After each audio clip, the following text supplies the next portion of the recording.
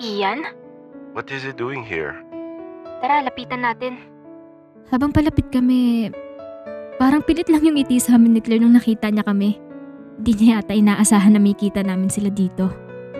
Si Ian naman nakatalikod sa amin at nagtatago pa. Akala mo naman hindi namin makikilala. Hoy lalaki, ano ginagawa niyo dito? Hoy Ian, wag kang alam naming ikaw yan. Nandito kayo ha. Kayo pala yan. Uy, si Kasin pala to eh. What's up bro? Kaaway mo lang ba? Hoy, tinatanong pa kita. Bakit nandito kayo ng gantong oras? Ano lang, nagpapahangin. Papahangin? Dito sa tabi ng kalsada? Uy Claire, ikaw kaya pala di mo na ako masyado kinakausap kasi may bago ka na palang kausap. Ano kasi? I will explain. Ganito kasi yan. Kung ano man nasa isip mo, nagkakamali ka. Nakasalubong ko kasi siya kanina. Tapos... Mukha mo nakasalubong. Hindi lumalabas ng gantong oras si Claire. Kaya pala nakaraan nagpapahangin ka malapit sa lugar namin. Pinupuntahan mo ba si Claire? Uy, hindi Nagpapahangin lang talaga ako kanina that time. Kung magpapangin ka dun ka sa tambayan ng mga kaibigan mo. Hindi dito, di ba Ian? Ha? Bakit ba? Di ba pwede magbago ng lugar? Ito naman, parang di mo naman ako kilala. Umamin nga kayo. May relasyon ba kayong dalawa? Wala pa. Wala pa? I mean, wala. Nek-nek nyo, makapalusot nyo. Di na huubra sa akin yan. Umamin na kasi kayo. Claire, yung totoo. Anong meron sa inyo ni Ian? Pwede sa susunod na lang natin pag-usapan. Tatakasan mo na naman ako. Alam mo, nagtatampo na ako sa'yo. Kaya pala hindi ka na nagre-reply sa message ko. Sorry. Pag-uwi na lang natin dun ko kwento. Pwede wag dito. Di yun, inatid kami nila Ashi at Ian. Halos magkatabi lang kasi kami ng bahay nila Claire. Paano? Dito na ako. Ikisana ako ni Ashi sa pisngi pero pinigilan ko siya. Why? Nandyan sila Claire. What now? Kasi... Ba yan? Gantong oras nialanggam ako? Okay.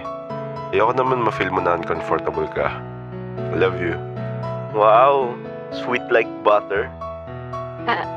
I love you too. Mamimiss kita. Tagal naman na matapos niyan. Tignan mo tong lalaking to. Pali. Kung gusto mong umalis, mauna ka na. Wala namang pumipigil sa'yo magstay dito. Kasabay ko kasi si Ashi. Wala naman maglakad ako. Wow, nakakapunta ka nga mag-isa dito sa lugar namin. Sige na, doon na kami sa malayo para makapag-usap kayo ng maayos. Ay, buti naisip mo yun. Buti na lang talaga umalis sila sa harap namin. Makikis ko, makakapag-usap na kami. Ha? Wala na sila. Buti naman. So, pwede ba? Alam ko naman yung meaning niya kaya inalikan ko bigla siya sa labi.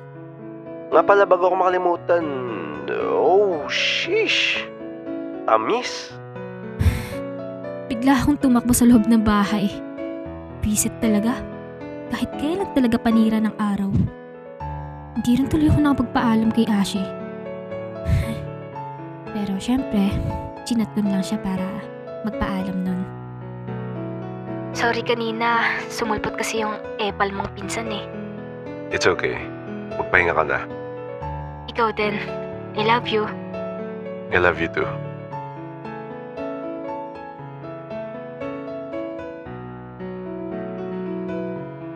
Uy Claire, ano na? Paliwanag mo na kung bakit kayo nandun ni Ian. Ha? Saan? Huwag ka nang magtanga-tangahan. Nagkaayaan lang? Ano? Nag-uusap na kayo? Oo. Paano? Paano? Paano nangyari na nakakapag-usap kayo? Syempre. Baka Claire to. Ano nga? Paano kayo nagkausap? Kasi inad ko siya sa Facebook tapos, ayun, nagulat ako, inaccept din niya agad. Tapos, ano sunod? Ayun, nag-hi ako. Tapos, di nag-hello siya. Ano pa? Tapos, sabi ko, kumain na ba siya? Landi ang putik. Tapos, ano nangyari? Hanggang sa lagi na kami nag-uusap. Hanep pa. Bakit hindi mo sinabi sa akin? Sasabihin ko naman talaga dapat Kaso, hindi na tayo mag-classmate. Siyo nga. Kaya nga may tinatawag na messenger. Sorry. Madalas ko nakikita palakad-lakad si Ian sa lugar natin.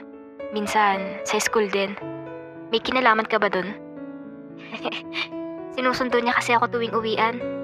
Ay we, kaya pala Alam na ba nila tito at tita yan? Yun nga Hindi pa. Kaya ako nga hindi sinasabi sa'yo kasi baka magkwento ka kay mama. Lo, baliw. Pero, tanong ko lang, kayo na ba ni Ian? Hindi pa. So, magiging pa lang. Sana kagabi, bigla ka sumulpot Anong trip yun? Sasagutin mo dun sa tabi ng kalsada? Lakas na tawa niyo nag-promise kasi ako sa kanya na kapag umabot siya ng 1 month sa pandiligaw, sasagutin ko na siya. Bakit? Para matest kung kaya niya magstay ng 1 month sa pandiligaw. Paano mo matitest kung sinabi mo na pag nag 1 month sasagutin mo siya?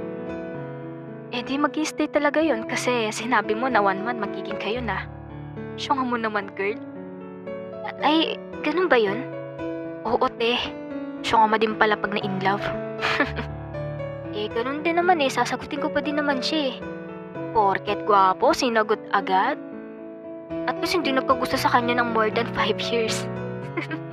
Ewan ko sa'yo. Joke. Tara. O diba? Okay naman ako kay Ian para kay Claire. Mukhang babaero lang pero mabait naman.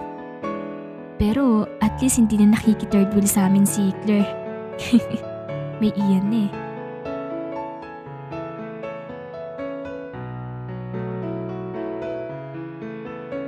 Maaga ako nagising ngayon para syempre patiin si Ashi. Birthday niya kasi today. Yun nga lang, may work siya ngayon Nakakalungkot lang kasi hindi ko na naman siya makakasama. Happy birthday, love. Love talaga? Thank you. Kalungkot lang, hindi na naman kita makakasama sa birthday mo. Sino nagsabing hindi? Lalabas tayo. Ha? Diba may pasok ka pa? Nagpaalam ako. Magbibihis na ako. Tawagan kita pag naka-ready na. Ayo Sige, magbibihis na. Sige, I'll call you later. Love you. Hindi niya talaga ako matiis.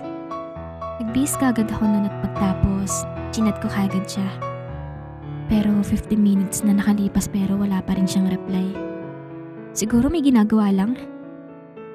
Pero hindi. Umabot na ng 30 minutes pero wala pa din siyang response sa message ko. Ashi, dyan pa ba you? Syempre, sa sobrang pag-aalala, nagpunta ako sa bahay nila. Na sana hindi ko na lang pala ginawa. Nakita ko kasi sa labas ng gate si Ashi at kasama si Sachi. Nag-uusap sila pero hindi ko naman marinig kung ano. Lumapit lang ako ng konti sa kanila. Buti na lang may sasakyan na malapit sa akin kaya doon ako nagtago. Pero buti na lang hindi ako nakita ni Ashi. Ashi, please. Just give me a second chance. Papatunayan ko sa'yo kung gaano kita kamahal. Hindi nagsasalita si Ashi noon. Ewan kung bakit. Boses lang nila yung naririnig ko pero hindi ko sila nakikita. Ashi, mahal mo pa ba ako? Oo, mahal kita.